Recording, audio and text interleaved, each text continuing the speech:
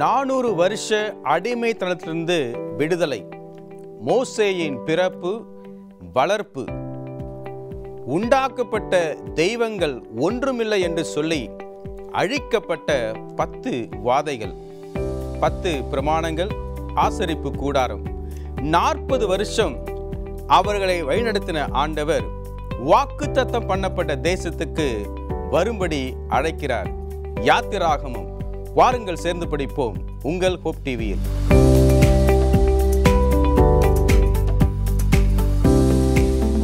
உலகெங்கும் உள்ள hope TV Tamil நேயர்களுக்கு இயேசு கிறிஸ்துவின் நாமத்தினாலே வாழ்த்துக்களையும் வணக்கங்களையும் தெரிவித்துக் கொள்கிறோம். மற்றும் ஒரு இனிய நன்னாளிலே ஓய்வு நாளின் பள்ளி பாடங்கள் நிகழ்ச்சியின் சார்பாக உங்கள் அனைவரையும் சந்திப்பதில் மிகுந்த மகிழ்ச்சி அடைகிறோம். வாங்க நிகழ்ச்சிக்குள்ளே கடந்து போகலாம். இதனால் விசேஷமாய் போதகர் கெர்ஷோம், போதகர் சார்ல்ஸ் இருப்பது குறித்து மிகுந்த மகிழ்ச்சி. உங்கள் இருவரையும் நான் நிகழ்ச்சிக்குள்ளாய் வரவேற்றுக் கொள்கிறேன். அருமையான பாடத்தை நாம் படிக்க இருக்கிறோம். பாடம் 5. போதகர் கெர்ஷோம் துவக்கி வைங்க. கர்த்தருடைய பிரதான கிருபையினாலே இந்த 2025ஆம் ஆண்டின் 3ஆம் காலாண்டு பாடங்களை நாம் யாத்ராம் புஸ்தகத்திலிருந்து படித்து கொண்டிருக்கிறோம். இந்த காலாண்டு பாடத்தின் தலைப்பானது யாத்ராகமம் வாக்குத்தத்த பண்ணின தேசத்தை நோக்கி. இந்த வார பாடம் 5. பாடத்தின் தலைப்பு பஸ்கா. மனப்பாட வசனம் யாத்ராகமம் 12ஆம் அதிகாரம் 26-27 வசனங்கள். அப்பொழுது உங்கள் பிள்ளைகள் இந்த ஆராதனையின் கருத்து என்ன என்று உங்களை கேட்டால், இது கர்த்தருடைய பஸ்காவாகிய பலி. அவர் எகிப்தியரை அதம் பண்ணி நம்முடைய வீடுகளை தப்ப பண்ணின போது எகிப்தில் இருந்த இஸ்ரவேல் புத்தருடைய வீடுகளை கடந்து போனார் என்று நீங்கள் சொல்ல வேண்டும் என்றான். அப்பொழுது ஜனங்கள் தலை வணங்கி பணிந்து கொண்டார்கள். பாஸ்டர் சார்ல்ஸ், இந்த பாடத்துக்கான ஒரு அறிமுகம். இந்த பாடம் ரொம்ப முக்கியமான ஒரு பாடம் என்று சொல்ல வேண்டும். இந்த பாடத்தின் அறிமுகத்தில் நான் சொல்ல ஆசிக்கிறது என்ன அப்படின்னா, இஸ்ரவேல் ஜனங்களை ஆண்டவர் விடுவித்தார். ஏன் அப்படின்னா, அந்த தலைச்ச பிள்ளைகள் எகிப்தியர்களுடைய குடும்பத்தில் மரித்த பொழுது இஸ்ரவேல் ஜனங்களுடைய குடும்பத்தில் ஒரு பிள்ளை கூட மரித்து போகவில்லை. காரணம் என்ன அப்படின்னா, பிதாவாகிய தேவன் தம்முடைய முதற் பேரானவரை இந்த உலகத்திற்கு பலியாக ஒப்பு கொடுக்கிறது நிமித்தமாக இதோ அவர்கள் அங்கு தப்புவிக்கப்பட்டார்கள் என்பதை அடையாளப்படுத்தக்கூடிய வகையில் இதை ஆண்டவர் நிகழ்த்தினார் என்று சொல்ல வேண்டும். இதை பாடத்தில் நமக்கு எப்படி கொடுத்துருக்காங்கன்னா, கடைசி வாதை, கடைசி தீர்மானம். இந்த கடைசி தீர்மானம் அட்லீஸ்ட் இதுலையாச்சும் அவன் என்ன பண்ணியிருக்கணும், திருந்திருக்கணும். ஏன்னா பொதுவாகவே நீங்கள் பார்த்தீங்கன்னா, மற்ற காரியங்களிலே அடி வாங்கும்போது நிறைய பேர் திருந்த மாட்டாங்க. ஆனால் தங்களுடைய பிள்ளைகளை தண்டிக்கும் போது பொதுவாகவே நிறைய பெற்றோர் என்ன பண்ணிடுவாங்கன்னா, ஐயோ ஏன் என் பிள்ளைக்கு இப்படிப்பட்ட ஒரு பாடு அப்படின்னு சொல்லி நிறைய பெற்றோர்கள் மனதுருகி தங்களுடைய பாவத்தை அறிக்கை செய்து அவர்கள் மனம் திரும்பி விடுவார்கள். ஆனால் பாரலுடைய கேஸில் பார்க்கும்போது அது அப்படி அல்ல. அவருடைய அந்த அவனுடைய கடின இருதயம் அவனுக்குள்ளாக தொடர்ந்து நிலைத்திருந்தது. இது எந்த கட்டத்துக்கு போச்சு அப்படின்னா, வெறும் தனிப்பட்டவர்களுடைய வாழ்க்கையை சீரழிக்கிறது மாத்திரமல்ல, முழு இஸ்ரவேல் குடும்பத்தையே அழிக்க வேண்டும் என்று சொல்லி தன்னுடைய சேனைகளை அவன் திரட்டி கொண்டு வருகிறதற்கு ஏதுவாக அவனுடைய இருதயம் கடினப்பட்டதை ஆண்டவர் நமக்கு காண்பிக்கிறார். விரிவாக இந்த பாடத்தில் நம்ம என்ன பார்க்க போகிறோம் அப்படின்னா, தேவன் கொடுக்குற ஞானத்தை பெற்றுக்கொண்டு அவருக்கு கீழ்ப்படியும் பொழுது பாதுகாப்பு உண்டு. ஆனால் அவருடைய ஞானத்தை விட்டு சுய ஞானத்தில் அல்லது சுய அறிவிலே ஒருவன் இந்த பார்வோனை போல் நிலைத்திருப்பான் அப்படின்னா அவனுக்கும் அழிவு, அவங்க கூட இருக்கிறவங்களுக்கும் அழிவு என்பதை ஆண்டவர் இந்த பாடத்தில் நம்ம கற்றுக் கொடுக்குறார். ஒவ்வொரு வாதையும் எத்தனை நாள் நீடித்துன்னு எனக்கு தெரியல. ஆனால் இங்கே குறிப்பாக 3 நாள் காரிருள் எதற்காக கொடுக்கப்பட்டது? ஆண்டவராகிய தேவன் தன்னுடைய பிள்ளைகளுக்கு எதுவுமே தெரிவிக்காமல் செய்வதே கிடையாது. ஆமோஸ் 3ஆம் அதிகாரம் 7ஆம் வசனத்தில் நம்ம வாசிக்கும் பொழுது தன்னுடைய தீர்க்கதரிசிகளை கொண்டு ரகசியத்தை ஆண்டவர் என்ன செய்கிறார், வெளிப்படுத்துகிறார் ஒரு காரியத்தை செய்வதற்கு முன்பதாக என்பதை நாம் புரிந்து கொள்கிறோம். இங்கே பார்வோன் மன்னனுக்கு ஆண்டவர் அநேக முறை தன் தீர்க்கதரிசியாகிய மோசேவை அனுப்பி ஒவ்வொரு வாதி அனுப்புவதற்கு முன்பதாக என் ஜனங்களை நீ போக விட வேண்டும் என்று சொல்லி என்ன வரப்போகிறது என்பதை ஆண்டவர் என்ன செய்கிறாரு, சொல்லிதாங்க செய்கிறார். ஆனாலும் தன்னுடைய மன கடினத்தின் நிமித்தமாக ஆணவத்தினாலும் அவருடைய விக்கிரகாதனை நாளுக்கு நாள் அதிகரித்து கொண்டே இருப்பதனாலும் அவர்கள் மேல் என்ன செய்தாங்க, நியாய தீர்ப்பை வருவித்து கொண்டார்கள் என்பதை நம்ம புரிந்து கொள்கிறோம். அப்போது இந்த 9வது வாதை, தலைச்சன் பிள்ளை சங்காரத்துக்கு முன்பதாக கடைசி வாதை என்ன அப்படின்னு சொல்லி நம்ம பார்க்கும் பொழுது, இந்த 3 நாட்கள் இருள் அங்கே தடவி கூட என்ன செய்ய முடியல, அப்படி தான் அவங்க பார்க்க முடிஞ்ச அளவுக்கு ஒரு இருள். அந்த நேரத்தில் கடைசி தருணத்தை ஆண்டவர் கொடுக்குறார். இங்கே சூரிய கடவுளாக யாரை வழிபட்டால் என்று சொன்னால் ரே என்கிற ஒரு பிரின்சிபல் காட், ஒரு முக்கியமான கடவுளை அங்கே வழிபட்டாங்க. இது எதை குறிக்குது என்று சொன்னால், சூரியன் கிழக்கிலே உதிக்கும் பொழுது புது வாழ்க்கை, ஒரு உயிர்ப்பித்தலை கொடுப்பதாக அவர்கள் கருதினார்கள். அங்கே மேற்கிலே மறையும் பொழுது அது மரணத்தை குறிக்கிறதா இருந்துச்சு. அப்போ 3 நாள் யெகோவா தேவன் என்ன செஞ்சிட்டாரு, அங்கே சூரியன் எழும்ப விடாமல் பண்ணிட்டார். அப்போது இது என்ன அர்த்தத்தை எகிப்துக்கு கொடுத்துச்சு அப்படின்னா, மரணத்தை குறித்தது, எகிப்துக்கு ஒன்றும் இல்லாமல் குறித்ததாக இருந்துச்சு. 3 நாள் வீட்டுக்குள்ளே இருந்துட்டு அவங்க என்ன செய்திருக்கணும், யோசித்து பார்த்துருக்கணும். இந்த 9 வாதைகள் மூலமாக இஸ்ரவேலின் தேவன் யார் என்பதை அவர்கள் என்ன செய்திருக்கணும். ஆண்டவர் அவர்கள் மனம் திரும்புவதற்கு ஏற்ற ஒரு தருணத்தை அந்த 3 நாட்கள் கொடுத்தார். ஆனால் அவர்கள் என்ன செய்யலை அப்படின்னா, அதை அவர்கள் பயன்படுத்தி கொள்ளவில்லை என்பதை நாம் பார்க்கிறோம். 10வது வாதையை அனுப்புவதற்கு அங்கே ஆண்டவர் மோசையை அங்கே தயார்படுத்தினார் என்பதை நாம் பார்க்கிறோம். 10 என்பது பரிபூரணத்தை குறிக்கிறதாக இருக்கிறது. அப்போ அந்த கடைசி வாதையில் தேவனுடைய நீதியும் நியாயத்தை முழுமையாக அங்கே வெளிப்படுத்துவதை நாம் பார்க்க முடிகிறது. சார்ல்ஸ், தேவனுடைய அன்பையும் நீதியையும் எப்படி புரிந்து கொள்வது? தேவனுடைய ஒவ்வொரு செயலிலும் அதை நாம் புரிந்து கொள்ள முடியும். அதில் குறிப்பாக இந்த 10 வாதைகளின் கண்ணோட்டத்தில் இந்த கேள்வி நம்ம இடத்துல கேட்கப்பட்டிருக்கிறது. ஆண்டவர் 10 வாதையை ஊற்றுறதுனால அவர் அன்பில்லாத தேவனா அப்படின்னா இல்லை. அவர் அன்பான தேவனாக இருந்தபடியினால்தான் மறுபடியும் அவர்களுக்கு தருணத்தை கொடுக்கிறார். அவர்களை முற்றிலுமாக யாரையும் அழிக்கலை.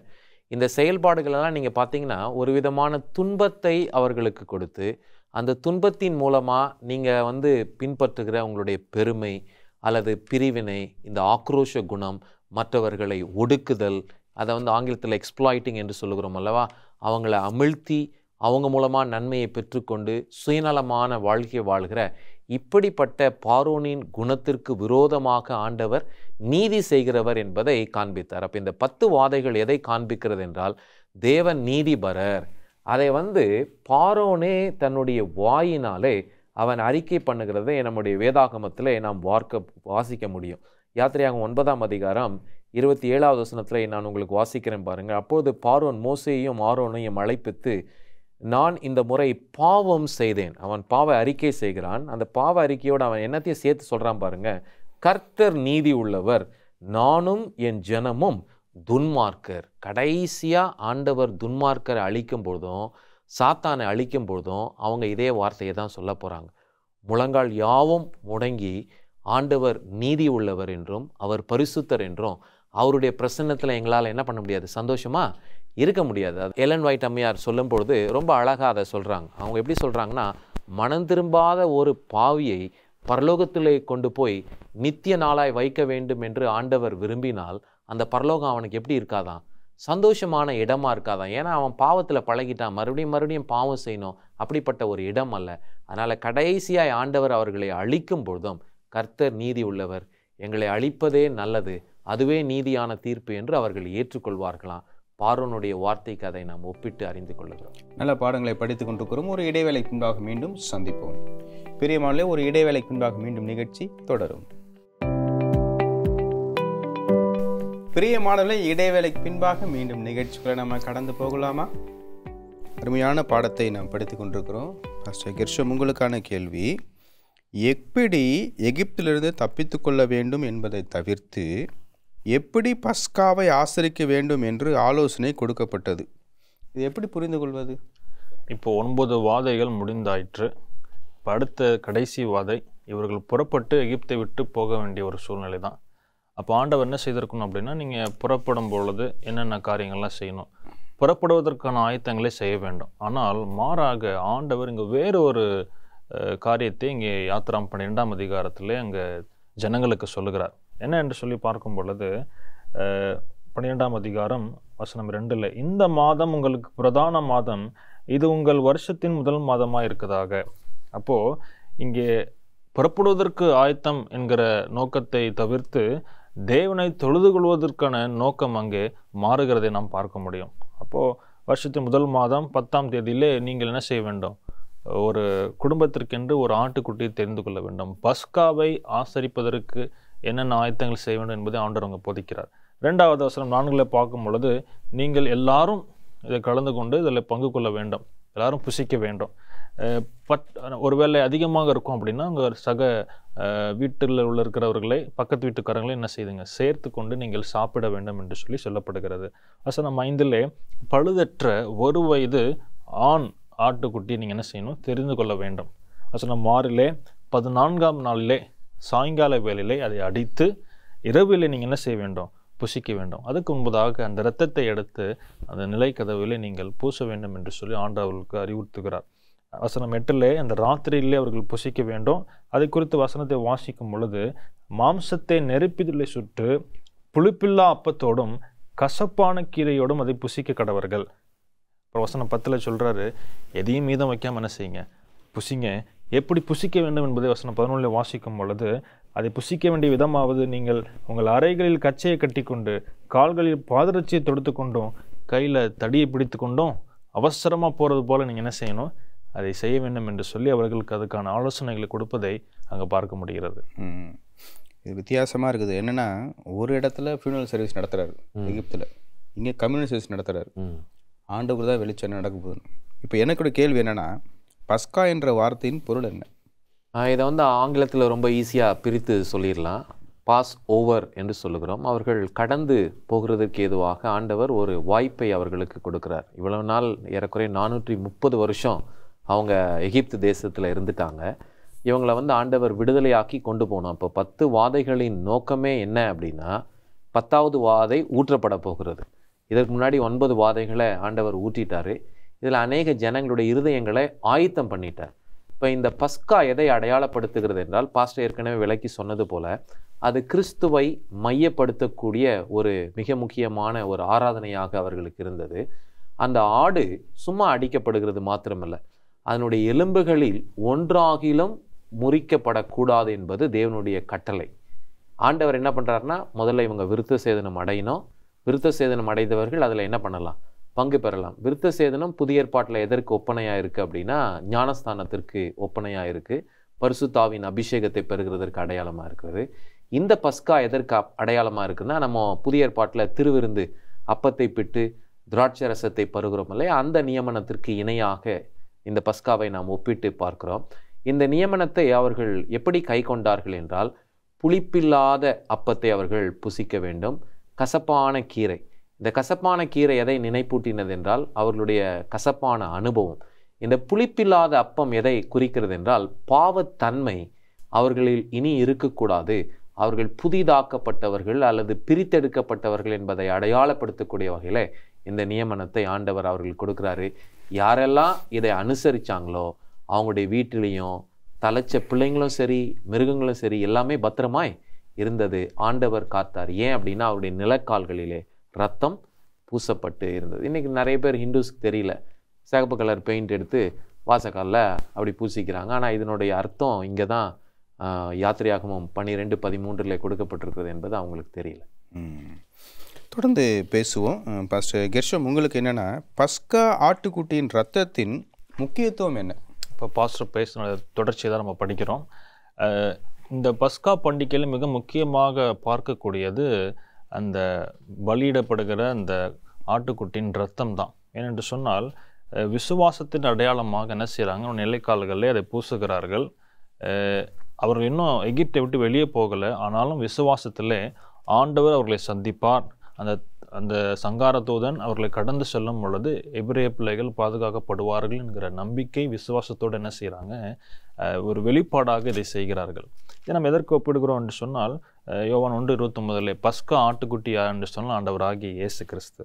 கிறிஸ்துவின் இரத்தத்தினாலே நமக்கு நித்திய ஜீவன் உண்டு என்பதை நாம் அறிந்திருக்கிறோம்.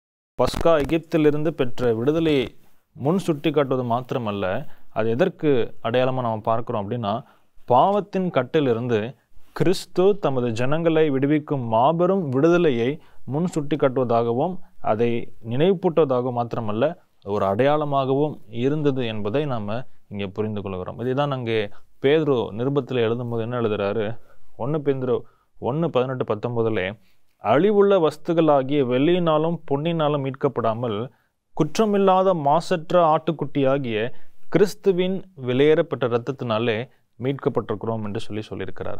அங்கு வெளிப்படுத்தல வரும் பொழுது 12:11 ஆட்டுக்குட்டியின் இரத்தத்தினாலே அவனை ஜெயித்தார்கள் என்று சொல்லி அங்கே நம்ம பார்த்துருக்குறோம். அப்போ இங்கே இரத்தம் ஒரு முக்கியமான பங்கு வகிக்கிறதை நாம் பார்க்க முடிகிறது. மரணத்திலிருந்து விடுதலை பெறுவதற்கு ஆண்டவர் ஒரு பஸ்காவை ஆசரிக்க வைக்கிறார். அந்த பஸ்காவின் ரத்தம் இயேசுவினுடைய ரத்தத்தை குறிக்கிறது. இப்பொழுது 2025 வருஷத்தில் அதை நம்ம திராட்சை ரசத்துக்கு கம்யூனியன் சர்வீஸுக்கு நம்ம அதை நினைப்பூட்டுவோம்னு பார்க்குறோம். தொடர்ந்து நம்ம பேசும்பொழுது புளிப்பில்லாத அப்பத்தின் முக்கியத்துவம் என்ன பாஸ்டர் சார்ல்ஸ்? இதை பவுல் ரொம்ப அழகாக எழுதுகிறார். எனக்கு ரொம்ப பிடிச்சமான ஒரு வசனம். எப்பவுமே இந்த பஸ்காவை ஆசரிக்கும் பொழுது வாசிக்கிற வழக்கம். அது 1 கொரிந்தியர் 5ஆம் அதிகாரம் 7வது வாக்கியத்தில் பவுல் ரொம்ப அழகான ஒரு விளக்கத்தை கொடுக்குறார். அவர் எப்படி சொல்கிறார் பாருங்கள். ஆகையால் நீங்கள் புளிப்பில்லாதவர்களாய் இருக்கிறபடியே, அப்படின்னா இவங்கெல்லாம் ஞானஸ்தானம் எடுத்துட்டாங்க, ஆண்டவரை சொந்த இரட்சகராக ஏற்றுக்கொண்டு இனி ஒரு புதிய வாழ்க்கை நீதிக்குட்பட்டு வாழ்வோம் என்று ஒப்பு கொடுத்தபடினால் இந்த வார்த்தையை அவர் சொல்கிறாரு. சொல்லிட்டு புதிதாய் பிசைந்த மாவாய் இருக்கும்படி, அப்படின்னா நம்முடைய வாழ்க்கை எப்படி இருக்குன்னா, புதுசாக பிசைஞ்ச மாவில் புளிப்புத்தன்மை கொஞ்சம் கூட இருக்காது. இந்த புளிப்பை எதற்கு ஒப்பிடுறாருன்னா பாவத்தன்மை அல்லது அசுத்தமான தன்மைக்கு அதை ஒப்பிடுகிறார். அப்படிப்பட்ட குணம் உங்களுக்குள்ளே இல்லை, நீங்கள் ஆண்டவருடைய பிள்ளைகளாக இருக்கிறீங்க. அதை தொடர்ந்து சொல்லும் பொழுது பழைய புளிப்பு உள்ள மாவை புறம்பே என்ன பண்ணுங்க, புளித்த மாவை நீங்கள் எடுத்து போடுங்க அப்படின்னு சொல்கிறார். அதுக்கப்புறம் அவர் சொல்கிற வார்த்தை தான் ரொம்ப முக்கியம். ஏனெனில் நம்முடைய பஸ்காவாகிய கிறிஸ்து நமக்காக பலியிடப்பட்டு இருக்கிறாரு. அப்போ அந்த பஸ்கா யாரை அடையாளப்படுத்துகிறது என்றால், கல்வாரி சிலுவையிலே அடிக்கப்பட்ட இரட்சகராகிய இயேசு கிறிஸ்துவை அடையாளப்படுத்தக்கூடிய வகையிலே இதோ அந்த 430வது வருஷத்திலே இஸ்ரவேல் ஜனங்கள் அந்த நியமனத்தை கை கொண்டார்கள் என்று பார்க்கிறோம். இப்பொழுது அது அப்பமாக நம்ம ஆலயத்தில் நம்ம நினைப்பூட்டி சாப்பிடுகிறோம். நல்ல பாடங்களை படித்துக் கொண்டிருக்கிறோம். ஒரு இடைவேளைக்கு முன்பாக மீண்டும் சந்திப்போம். பிரியமானவர்களே, ஒரு இடைவேளைக்கு முன்பாக மீண்டும் நிகழ்ச்சி தொடரும். பிரியமானவர்களே, இடைவேளைக்கு பின்பாக மீண்டும் நிகழ்ச்சிக்குள்ளே நம்ம கடந்து போகலாமா? இந்த பஸ்கா பண்டிகை ஆசரிப்பை குறித்து நாம் படித்து கொண்டிருக்கிறோம். ஒரு குடும்பம் அடுத்த குடும்பத்திடம் எதை பற்றி பேச வேண்டும்? பெற்றோர்களுக்கு கொடுக்கப்பட்ட பொறுப்பு என்ன? இதை குறித்து சங்கீதக்காரன் மிக அழகாக நமக்கு எழுதுகிறார். சங்கீதம் 145 வசனம் 4 பார்க்கும் பொழுது ஒரு 3 காரியங்களை நாம் பார்க்க முடிகிறது. தேவனை பற்றி பேச வேண்டும். ஒரு குடும்பம் மற்ற இடத்துல பேசும் பொழுது அவரை குறித்து நம்முடைய சம்பாஷணைகள் இருக்க வேண்டும். 2வது, அவருடைய பலத்த கிரியைகளை குறித்து நாம் என்ன செய்ய வேண்டும் அப்படின்னா சாட்சி பகர வேண்டும். 3வது, அவருடைய போதனைகளை நாம் விவரித்து சொல்ல வேண்டும். அப்போது வேத ஞானம், இதில் நம்ம என்ன பார்க்குறோம் அப்படின்னா, வேத ஞானம் மற்றவர்களுக்கு சென்றடையத்தக்கதாக இப்படி செய்ய வேண்டும் என்பதை எங்கள் சங்கீதக்காரன் நமக்கு சொல்வதை பார்க்க முடியும். இது இங்கே எப்படி நம்ம பார்க்குறோம் அப்படின்னா, யாத்திராம் புத்தகத்தில் பெற்றோர் முதல் ஆசிரியராக இருக்கும்படி ஆண்டவர் என்ன செய்கிறாரு, அவர்களுக்கு அங்கே கட்டளை கொடுக்கிறார். 2 முறை அறிவுறுத்தப்பட்டிருக்கிறது. எங்கே அப்படின்னா, யாத்திராம் 12 24-28, யாத்திராம் 13 14-16. ஆண்டவர் என்ன சொல்கிறார் அப்படின்னா, இந்த முழு பஸ்காவுடைய இந்த சம்பாஷணைகள், இந்த உடைய பண்டிகையுடைய மேலான காரியங்கள் என்ன செய்யணும் அப்படின்னா, முற்பிதாக்களின் காலத்திலே அவர்கள் கற்றுக்கொண்டிருந்தாலும் அது ஒரு தகப்பனோ ஒரு தாயோ தன் பிள்ளைகளிடத்தில் எதிர்காலத்தில் சொல்லும் பொழுது தான் எப்படி அதை அனுபவித்தது போல் என்ன செய்யணுமா அதை சொல்ல வேண்டும் என்று சொல்லி நம்முடைய பாடத்தில் இங்கே சொல்லப்பட்டிருக்கிறாங்க.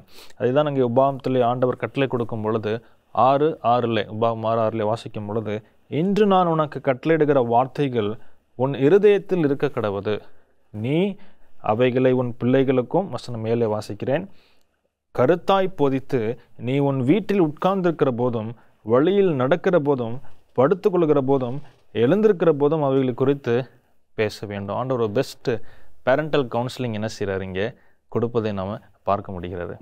தொடர்ந்து பேசுவோம். மோசே எழுதிய 5 புத்தகங்கள், அந்த புத்தகங்களுடைய எண்ணிக்கையை பார்த்தோன்னா 261 பக்கங்கள். இதெல்லாம் 5 வசனத்தை சொல்ல முடியுமா? அதை 5 இதில் சிம்பிளாக சொல்கிறீங்க. ஆதியாகமம் என்று சொன்னால் அது ஆரம்பம் அல்லது துவக்கம் என்று பார்க்கிறோம். அதற்கு அடுத்து யாத்திரையாகமம். இந்த யாத்திரையாகமத்தில் ஆண்டவர் இஸ்ரவேல் ஜனங்களை எப்படி விடுவித்தார், டெலிவரன்ஸ் என்று பார்க்கிறோம். ஃபஸ்ட்டு பிகினிங், அடுத்து டெலிவரன்ஸ். 3வது நீங்கள் பார்த்தீங்கன்னா லேவியராகமம். இந்த லேவியராகமத்தில் ஆண்டவர் என்ன கற்றுக் கொடுக்குறாருன்னா, அவருடைய பிள்ளைகளை எப்படி ஆண்டவர் பரிசுத்தமாக்குகிறார், ஆசரிப்பு கூடாரத்தை உண்டாக்கினதின் நோக்கத்தை கற்றுக் கொடுக்கிறார். அடுத்து என்னாகம புத்தகம். என்னாகமம் ஏன் எண்ணப்பட்டார்கள் என்றால், அந்த 40 வருட வனாந்திர பயணத்தில் நிறைய பேர் என்ன ஆயிட்டாங்க, மரித்து போனார்கள். இங்கே என்ன ஆண்டவர் பாடம் கற்றுக் கொடுக்குறாருன்னா, அவங்க வனாந்திர பயணமாய் அலைந்து திரிந்த இதுலேயும் ஆண்டவர் அவர்களோடு துணை நின்றார் என்பதை காண்பிக்கிறார். 5வது உபாகமம். இந்த உபாகமம் எதை வெளிப்படுத்துகிறது என்றால், கீழ்ப்படிதல். உண்மையாய் கீழ்ப்படிந்தவர்களை ஆண்டவர் கானான் தேசத்திலே கொண்டு போய் சேர்த்தார் என்று பார்க்கிறோம். அப்படியே சீக்வன்ஸாக சொல்லணும்னா beginning, deliverance, holiness, wandering, obedience. அருமை அருமை. நிறைய பேர் சொல்கிறாங்க பழைய ஏற்பாடுலாம் ஒளிஞ்சிருச்சுன்னு சொல்லி. இதெல்லாம் அவசியமானது, நீங்கள் சொன்னதெல்லாம் அவசியமானது தானே? கட்டாயம் அவசியம். ஏன் அப்படின்னா பவுலே சொல்கிறாரு, வேத வாக்கியங்கள் எல்லாம் இதோ நாம் ரட்சிக்கப்படுகிறதற்கு ஏதுவாக, எந்த தேவ மனுஷனும் தேறினவனாய் காணப்படுகிறதற்கு ஏதுவாக அவைகள் எல்லாம் நமக்கு திருஷ்டாந்தரமாக எழுதி கொடுக்கப்பட்டு இருக்கிறது. அதை நீங்கள் 1 கொரிந்தியர் 10ஆம் அதிகாரத்திலையும் நம்ம வாசிக்க முடியும். முன்பு சம்பவித்தவைகள் எல்லாம் நமக்கு திருஷ்டாந்தரமாக எழுதப்பட்டிருக்குது. அப்படின்னா அதை படிக்கும்போது நமக்கு நிறைய ஆவிக்குரிய பாடங்கள் இதில் உள்ளடங்கி இருக்கிறது என்பதை தான் பவுல் சொல்கிறாரு. பழைய ஏற்பாடு ஒளிஞ்சிச்சின்னு சொல்லி பவுலும் சொல்ல, பேதுருவும் சொல்ல, அது மக்களுடைய ஒரு தவறான புரிதல். அதை கவனமாக வேதாகமத்தை படிக்கும்போது ஆண்டவர் சொல்கிறாரு, வானமும் பூமியும் ஒளிந்து போனாலும் ஒளிந்து போகுமே தவிர என் வார்த்தை ஒன்றும் ஒளிந்து போவாது என்பதை ஆண்டவர் திட்டமாக சொல்லியிருக்கிறார். அப்போ இந்த பகுதிக்கு வருவோம். இப்போ எல்லாம் இஸ்ரவேல் பகுதியை நாம் பார்த்தோம், பஸ்காவை குறித்து படித்து கொடுத்தோம். இப்போ இந்த எகிப்து பகுதிக்கு வருவோம். கடைசி வாதை என்ன விளக்கம்?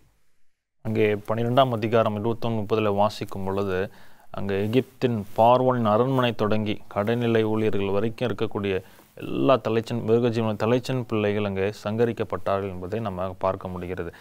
தேவனுடைய நியாய தீர்ப்பு அங்கே எகிப்திலே வந்தது என்பதை நம்ம பார்க்குறோம். எகிப்தின் ஆணவம் அடங்கியது. எங்கு பார்த்தாலும் மரண ஓலத்தை நம்மால் அங்கே பார்க்க முடிந்தது. அங்கே பார்வோன் மன்னன் எகிப்தின் முதன்மை சக்தியாக விளங்கினான்.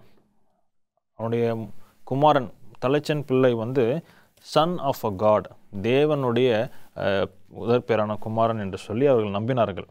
ஐசிஸ் என்கிற ஒரு தேவதை தான் குழந்தைகளை அங்கே பாதுகாக்கிற ஒரு தெய்வமாக என்ன செய்தார்கள், வழங்கினார்கள். இப்போ இந்த 10வது வாதையில் இது எல்லாமே அங்கே பொய்யாக்கப்பட்டது. பார்வோனால் ஒன்று செய்ய முடியவில்லை. அவனுடைய அரண்மனையிலே அங்கே மரண ஓலம் ஒலித்தது. அவர்கள் வணங்கின தெய்வங்களால் ஒன்றுமே செய்ய முடியவில்லை. அப்போது என்ன பார்க்குறோம் அப்படின்னா, தேவன் சர்வ வல்லமையுள்ள தேவன் என்பதை இங்கே பார்க்குறோம். அவருடைய மகிமை வெளிப்பட்டதை இங்கே பார்க்குறோம். அதை தான் இங்கே யாத்திராம் 15-11 அங்கே வாசிக்கும் பொழுது மோசையின் பாட்டில் பாடுறாங்க, கர்த்தாவே தேவர்களில் உமக்கு ஒப்பானவர் யார்? பரிசுத்தத்தில் மகத்துவம் உள்ளவரும் துதிகளில் பயப்படத்தக்கவரும் அற்புதங்களை செய்கிறவருமாக உமக்கு ஒப்பானவர் யார் என்று சொல்லி அங்கே சொல்வதை நம்ம அங்கே பார்க்க முடியும். இப்போ அந்த 10வது வாதை தேவ மகிமை வெளிப்பட்டு எகிப்தின் அடிமைதனத்திலிருந்து பலத்த சேனையாக இஸ்ரவேல் விடுதலை ஆனார்கள் என்பதுதான் சிறப்பு என்பதை நாம் பார்க்க முடிகிறது. இந்த 5வது பாடத்தை நிறைவு செய்கிறோம். கடைசி கேள்வி பாஸ்டர் சார்ல்ஸ்க்கு என்னென்னா, எதை விதைத்தோமோ அதையே அறுப்போம் என்று சொல்லி நாம் படிக்கிறோம். கலாத்தியர் 6:7 நாம் படிக்கிறோம். பார்வோனின் கதை நமக்கு கொடுக்கும் பாடம் என்ன? ஏன்னா அந்த வசனத்தினுடைய கடைசி கருத்து பவுல் சொல்லும் பொழுது, கர்த்தர் தம்மை பரியாசம் பண்ண ஒட்டார் என்று சொல்லுகிறார். மனுஷன் எதை விதைக்கிறானோ அவன் அதையே அறுப்பான். இப்போ பார்வோனுடைய அனுபவத்தில் நம்ம என்ன தெரிஞ்சுக்கிறோன்னா, யாத்திராகமம் புத்தகம் 1ஆம் அதிகாரத்தில் இஸ்ரவேல் ஜனங்களுடைய நிலையை காண்பிக்கிறார். அதுலேயும் குறிப்பாக ஆண் பிள்ளைகளுக்கு சம்பவித்ததை நாம் பார்க்குறோம். என்ன அவங்க செஞ்சாங்க அப்படின்னா, குழந்தைகளை போய் நைல் நதியில் என்ன பண்ணுறாங்க, முக்கி கொன்று போட்டார்கள். முதல்ல பட்டயத்தில் வெட்டி கொன்று போட்டார்கள். நிறைய ஆண் பிள்ளைகள் பிறந்ததுனால வேறு வழி கிடையாது, எல்லாத்தையும் கொண்டு போய் எதில் போடு, நைல் நதியில் போடு, நம்ம கடவுளுக்கு பலி கொடுப்போம் அப்படின்னு சொல்லி அவர்கள் குழந்தைகளை நதியிலே அமிழ்த்தினார்கள். ஆனால் அவங்களுக்கு சம்பவித்தது என்ன அப்படின்னு நீங்கள் பார்த்தீங்கன்னா, அவங்க சிவந்த சமுத்திரத்தில் பார்வோனும் அவனுடைய சேனைகள் எல்லாம் அவங்கள இதில் தான் அழிஞ்சாங்க, நதியில் தான், அது ரெட் சீல தான் அழிந்தார்கள் என்று சிவந்த கடலில் அழிந்தார்கள் என்று பார்க்குறோம். அதனால் எதை ஒரு மனிதன் விதைக்கிறானோ அவன் அதையே அறுப்பான். அது ஆமானுடைய கதையிலே நம்ம பார்க்குறோம். தூக்கு மரத்தை அவன் ஆயத்தம் பண்ணினா கடைசியாக தொங்குனது யார்? முருதைய கிடையாது, அவன் தான். தானியேலை கொல்லணும் அப்படின்னு எல்லாரும் திட்டம் போட்டாங்க. ஆனால் கடைசியாக அந்த சிங்கங்கள் யாரை சாப்பிட்டுச்சுன்னா தானியேலை சாப்பிடல. தானியேலுக்கு விரோதமாய் திட்டம் தீட்டினார்களோ அவர்கள் தான் மரித்தார்கள். அதே போல் வேதாகமத்தில் நம்ம எங்கே எடுத்து பார்த்தாலும் ஒரு தீமையான நோக்கத்தை நம் மற்றவர்களுக்கு செய்ய முற்படுவோமே என்றால் அது நமக்கே திரும்பி வரும். அதனால் நன்மை செய்வதே மேன்மை என்பதை நாம் புரிந்து கொள்கிறோம். இந்த நிகழ்ச்சியில் கலந்து கொண்டு இந்த பாடத்தை நேர்த்தியே நடத்தி கொடுத்ததுக்காக உங்கள் இருவருக்கும் நிகழ்ச்சியின் சார்பாக நன்றியை தெரிவித்துக் கொள்கிறேன். பிரியமானவர்களே, நேற்றும் இன்றும் என்றும் மாறாத இயேசுவானவர் உங்களையும் காப்பாற்றுவார். நம்பி அவரை ஏற்றுக்கொள்ளுங்கள். நன்றி, வணக்கம்.